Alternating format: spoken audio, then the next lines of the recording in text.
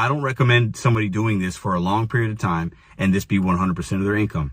Not sustainable. I'm now deactivated on all the restaurant delivery apps. This is a short-term job. Come to the gig economy, work these apps on your time, be prepared, adapt, but understand, for most of you, this should not be a career.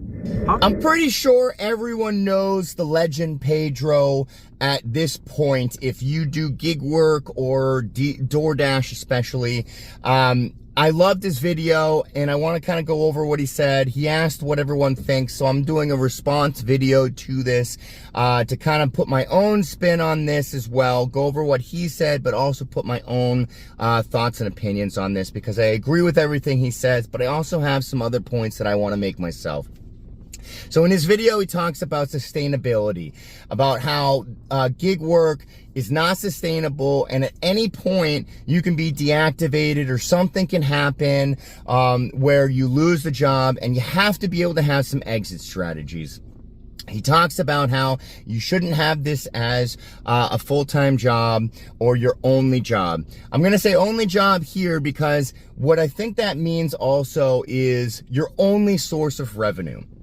Now, what I love about Pedro is he is the realest motherfucker ever. He doesn't care about what anyone says. He just speaks his mind. He's been doing this for a while, and he's going to tell you how it is.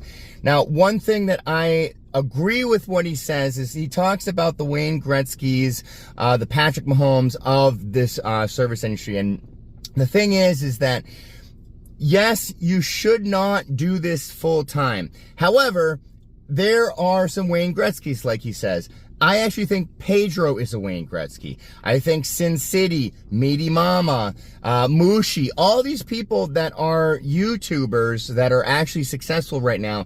Remember, these guys might be doing gig work full time, but it is now not their only source of revenue. They are getting paid money from YouTube. And I watched a video from Meaty Mama, which actually displayed how much money she's making from YouTube. And she's so transparent. I actually love the DD and gig work community on YouTube is actually awesome, because no one's really trying to, well, I'm not going to say no one, but most of the people, like the successful ones, they're not lying to people. They're being really straight up. Meaty Mama says she actually makes more money from YouTube than she does Doordash and gig work. So remember, they're making money on the side. So if gig work left today, they'd still have their channel. They'd still have another source of revenue coming in. They wouldn't be screwed like somebody else who only does gig work.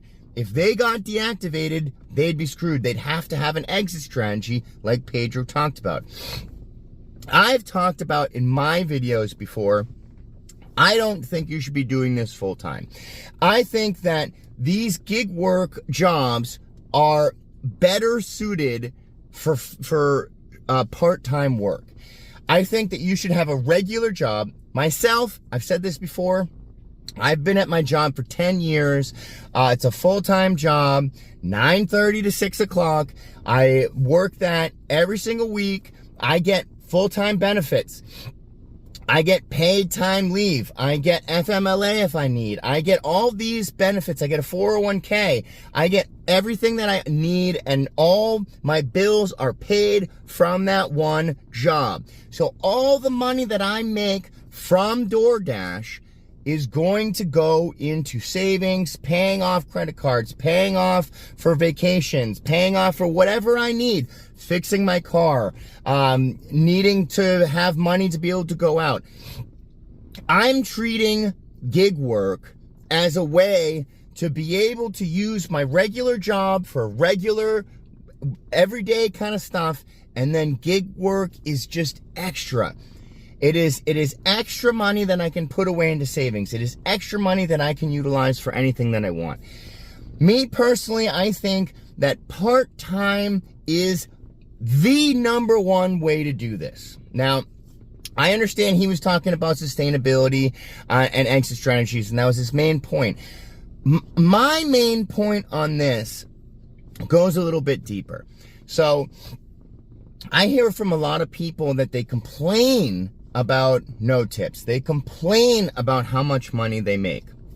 Now, I can absolutely see if you are a full-time worker, yeah, you'd probably complain about that. I mean, it's not going to be the same amount of money. At my day job, I know every single week I'm getting the same amount of money in my paycheck. It's very dependable. It has been for years and years and years. Every single week I know I'm getting this amount in my paycheck. Doordash, yes, average-wise, you can average almost the same amount of money, sometimes more, sometimes less. It's not dependable as far as how much money you are making. The other thing that I want to go over is that if this is your side job, you're not going to worry as much. You see me in my videos all the time, having a blast, enjoying myself,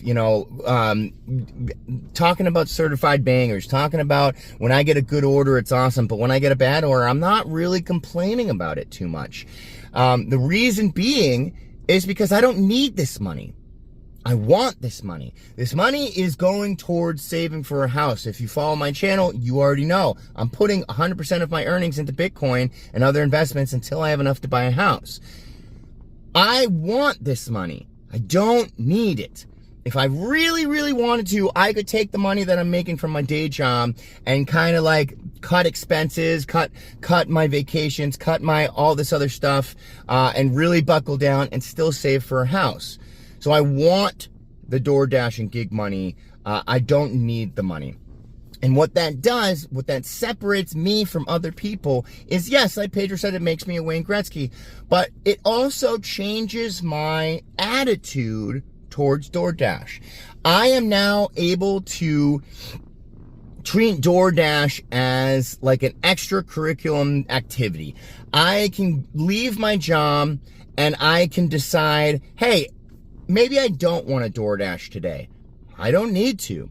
Someone that full-time Doordashes, full-time gig works, they have to do this. This is their job.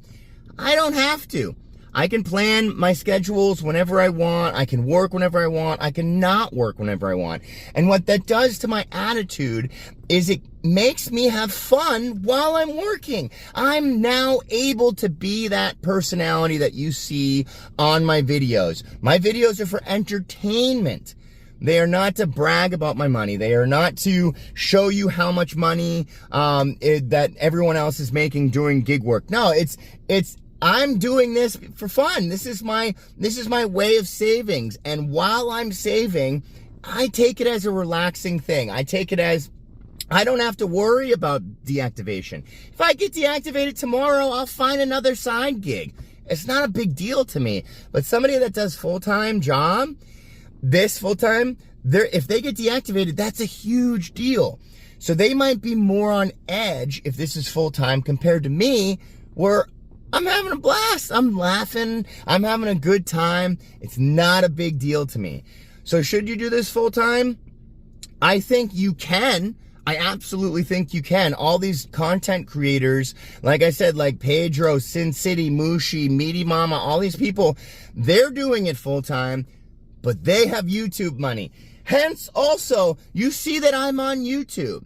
I'm working my ass off. I don't know if people actually understand how much time these YouTubers put into their YouTubing, but not only am I working an eight-hour job during the week, and then I'm also working 3 hours after that, and then sometimes 16 hours on gig work afterwards.